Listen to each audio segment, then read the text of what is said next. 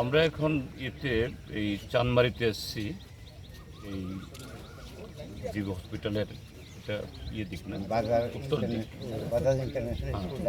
আর এখানে গত পরশুদিন দুটো শিশু, এটা আমাদের পেছনে একটা, এখানে যারা কনস্ট্রাকশন করছে, আবাসন বানাচ্ছে, তারা এখানে একটা চৌবাচ্চা খুঁড়েছে, এটা অরক্ষিত ছিল।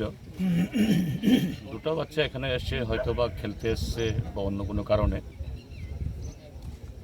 এখানে এই চৌবাচ্চায় পড়ে মারা গেছে।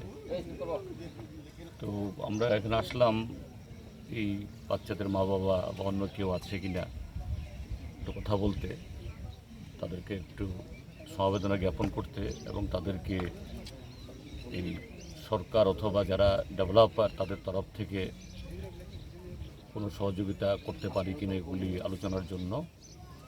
কিন্তু দেখা গেল এই পরিবারের কেউ নেই, তারা নাকি জেনে নিয়ে চলে গেছে, তাদের অরিজিনাল বাড়ি সেখানেই। তারপর যারা এই কনস্ট্রাকশন করছে, একজন ডেভেলপার, তাদেরও লোকজন এখানে কেউ নেই। যাই হোক, আমরা এখানে এসেছি, দেখে গেলাম সরেজমিনে।